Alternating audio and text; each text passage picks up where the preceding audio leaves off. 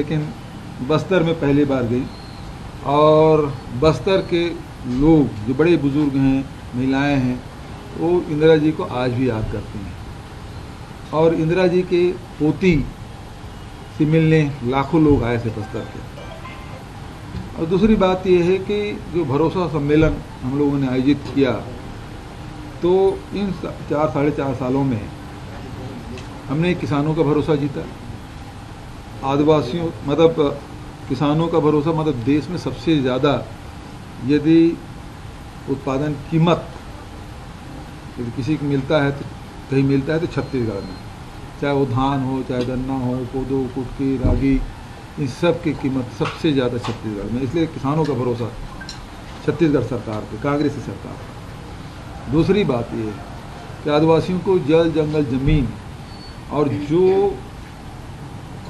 कानून यूपीए सरकार में बनाया, चाहे फॉरेस्ट राइट एक्ट का हो, चाहे पेशा हो,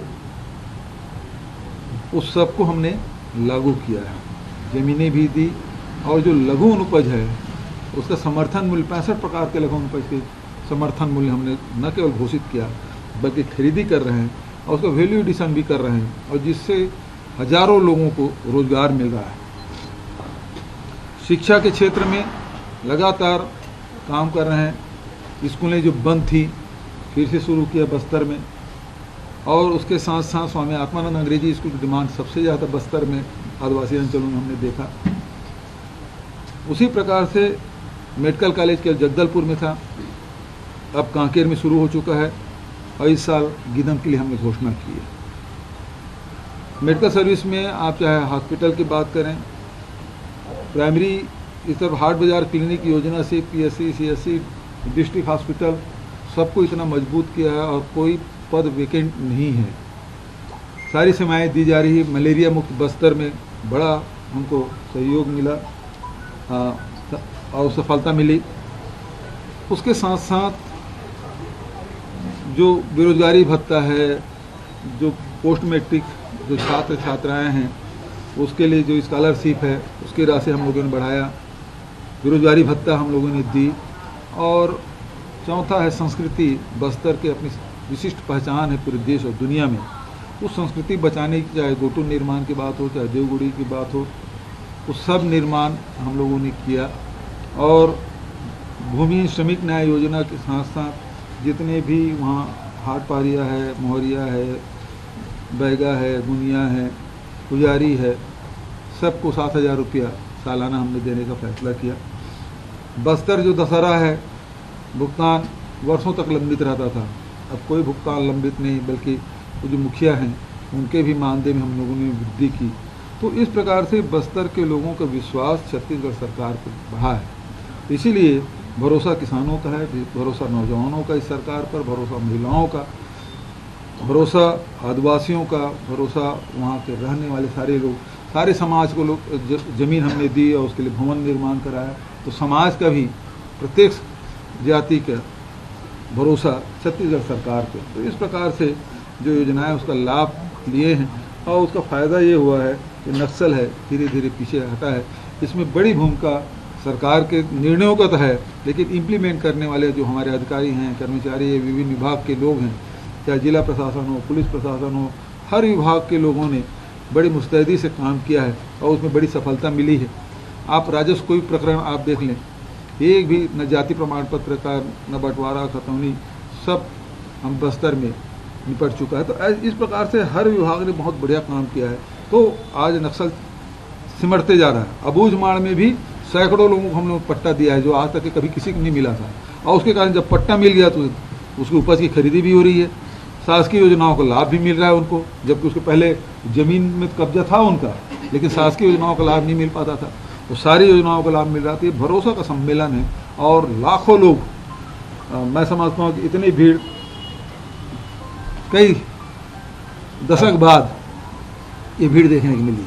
सर, लगभग 5 दशक पहले इंदिरा गांधी पहुंची हुई थी बस्तर। इन 12 सीटों पर किस तरह से इम्पैक्ट आप देख रहे हैं, क्योंकि ये 12 सीटें तो वहीं साथ में महिलाओं की एक बड़ी आबादी है जो 2023 में अपने वोट का प्रयोग भी करेंगी। जी देखिए, जिन योजनाओं को हम लोगों ने लागू किया है तो निश्चित रूप से उसका लाभ मिलेगा। अभी तो 12 सीट हमारे, पहले तो जो आम चुनाव हो 12 में 11 जीते थे, 1 सीट हम उपचुनाव में जीते, मतलब 12 सीट हमारे पास है और लोकसभा भी हमारे पास है, नगर निगम नगर पालिकाएँ भी हमारे पास है। तो लगातार हमको समर्थन मिला। अभी उपचुनाव हुआ, उसमें भी लोगों ने खूब आशीर्वाद हमको दिया, जो अभी भानु प्रतापपुर को उपचुनाव हुआ। तो मुझे पूरा विश्वास है कि बस्तर में या छत्तीसगढ़ में हर वर्ग का विश्वास कांग्रेस सरकार पर है और हमें सफलता मिलेगी। सर, प्रियंका जी ने आपकी बातों पर तारीफ की है, कहा है कि इधर उधर की आप बातें नहीं करते, नकारात्मक बातें नहीं करते, तो क्या ऐसा माना जाए कि आप ही के चेहरे पर 2023 विधानसभा चुनाव लड़ी जाएगी? देखिए, इसके लिए तो मैं प्रियंका जी को धन्यवाद दूंगा, क्योंकि जब भी प्रियंका जी से मुलाकात हुई तब किसानों के बारे में, महिलाओं के उसके उत्थान विकास योजनाओं के बारे में चर्चा होती थी। और इन 4-4.5 साल में आप सब गवाह हैं, पहले बस्तर किस लिए कवरेज करने जाते थे आप? नक्सली कवर था। और आज किस चीज़ के कवर करने जाते हैं? वहाँ के विकास के लिए। तो 4-4.5 साल में जो अंतर आया है वो आप खुद महसूस कर रहे हैं। तो उन सब चीज़ों को हम वहाँ जब भी मुलाकात होती है, मैं इन्हीं सब चीज़ों को चर्चा मैं करता हूँ। तो जो सकारात्मक कार्यक्रम के बारे में प्रियंका जी ने कही है, तो वो छत्तीसगढ़ के कांग्रेस जनों की तारीफ है, छत्तीसगढ़ सरकार की तारीफ है, भूपेश बघेल अकेले की नहीं।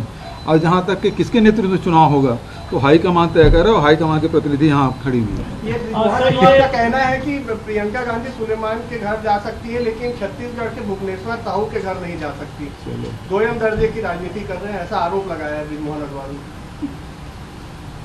अब इस सवाल का कोई सवाल जवाब देने के लायक नहीं है। हम सब जा रहे हैं, लगातार बात हो रही है और भारतीय जनता पार्टी लाश पे राजनीति करती है, आग बुझाने के बजाय पेट्रोल डालने का काम करती है।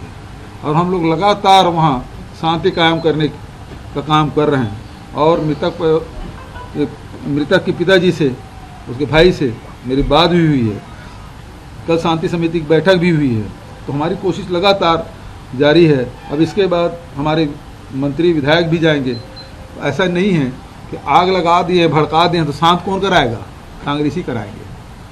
सर, ये प्रहलाद पटेल आए हुए थे, उन्होंने जल जीवन मिशन को लेकर के कहा है कि 42% का ही काम हुआ है छत्तीसगढ़ में, कई राज्यों में 100% हो गया, बहुत पीछे चल रहे हैं। अभी प्रधानमंत्री जी विज्ञापन दिए थे छत्तीसगढ़ के जल जीवन मिशन की तारीफ किए थे, 4 दिन पहले की बात है। तो अलग अलग बात करते हैं। प्रधानमंत्री जी तारीफ में विज्ञापन छपवाते हैं। वो भी मैंने पूछा अधिकारियों से कि केंद्र से अगर कोई दिक्कत है तो बताएं।